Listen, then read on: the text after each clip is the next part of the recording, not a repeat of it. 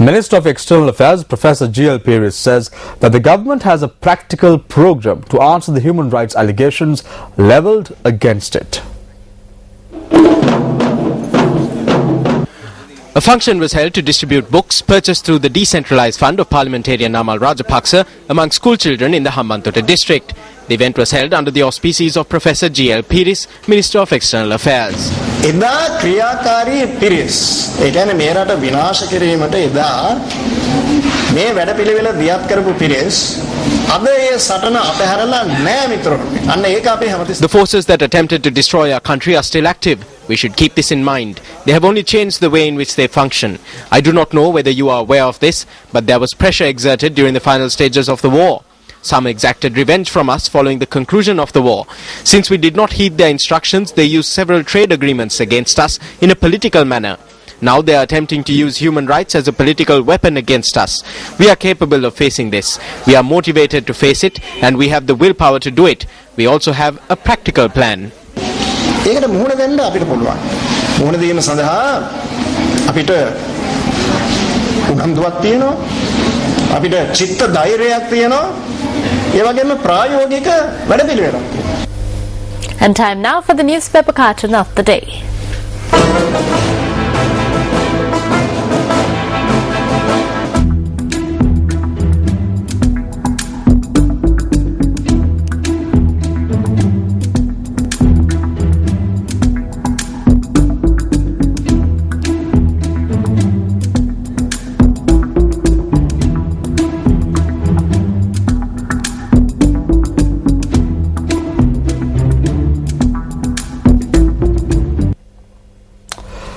Chief Justice Mohan Peiris refrained from sitting on the bench examining the appeal filed by Minister Wisad Badiuddin in connection with the contempt of court case that was filed against the minister in the Court of Appeal.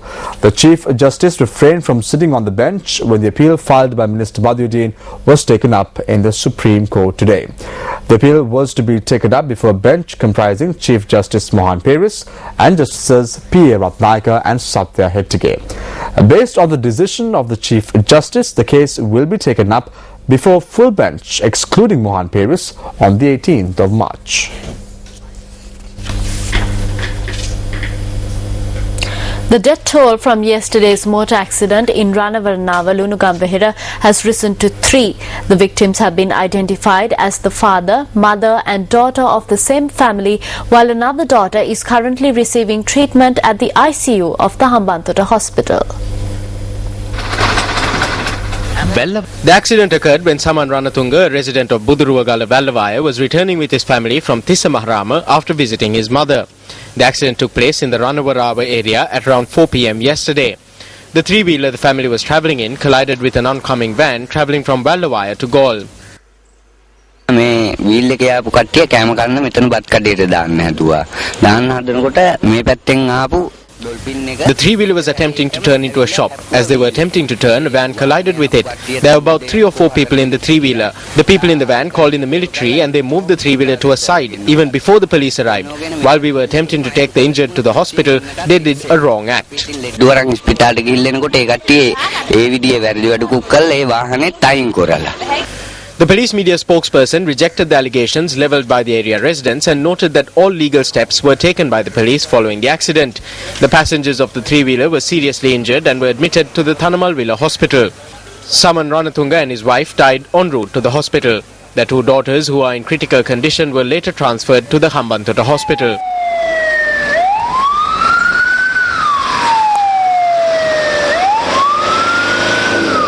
Eleven-year-old Nimesha Kalpani Ranatunga passed away after she was transferred to the Karapitiya Teaching Hospital from the Hambantota Hospital. Her sister, 8-year-old Ayodhya Ranatunga, is currently receiving treatment at the intensive care unit of the Hambantota Hospital, where surgeries were performed on her. The relatives say they have received the remains of the 3 deceased. 46-year-old Saman Ranatunga served as a development officer at the Vallavaya Divisional Secretariat, while his wife served as a graduate teacher at the Vadina Helayaya Primary School in Buduruwagala.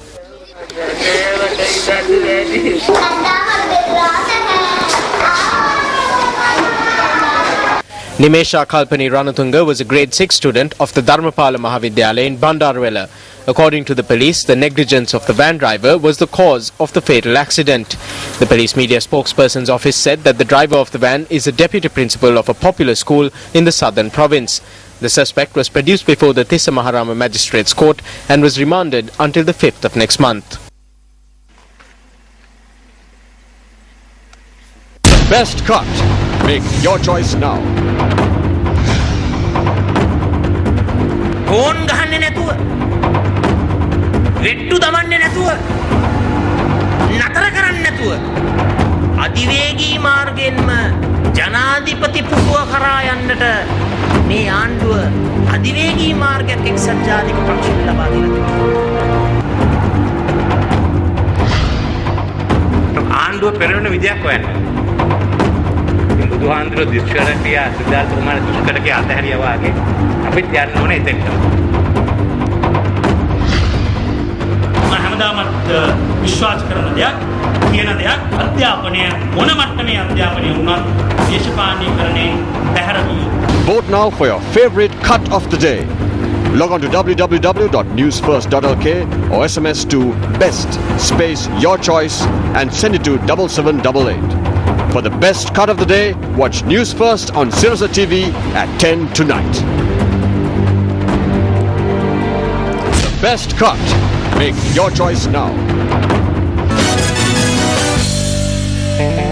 Starting off with some cricket news, Sri Lanka clinched a 2-0 victory of the 2020 series against host Australia today after they sealed a 2-run win according to the Duckworth-Lewis method in the second T20 encounter played today. Batting first at the Melbourne Cricket Ground, Sri Lanka posted 161 runs for the loss of 4 wickets in their 20 overs. The Australian innings was restricted to 15 overs due to rain, and Australia were given a revised target of 122 runs. The hosts only managed to score 119 runs for the loss of 3 wickets. Sri Lanka's first 3 batsmen were incapable of making a notable contribution and were dismissed within 39 runs. However, Mahela Jayawardene resurrected the Sri Lankan innings with a swashbuckling 61 not out. This was incidentally Mahela's 8th half-century in the shortest version of the game. Thisara Perera hammered an unbeaten 35 runs off 15 balls, inclusive of 2 sixes and 3 boundaries. Australia, who commenced their reply, did not get off to a good start as they lost both openers for trivial scores. The hosts only managed to score 60 runs within the first 10 overs before play was halted due to rain. Australia was then set a revised target of 122 runs in 15 overs according to the Duckworth-Lewis method, but were restricted to 119 by the Lankan bowlers. Sean Marsh made 47 runs not out, while skipper George Bailey chipped in with 45.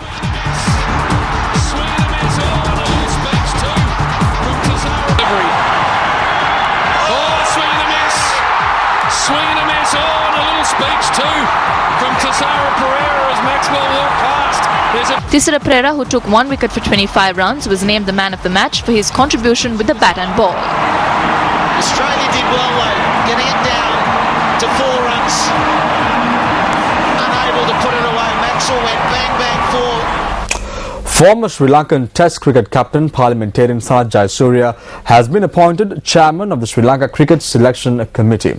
A media release issued by the Ministry of Sports says the new committee of selectors includes former Test cricketers Pramod Wickramasinghe and Eric Upashantha. Former ODI cricketers Hemantha Wickramaratne and Chaminda Mendis complete the new committee of selectors.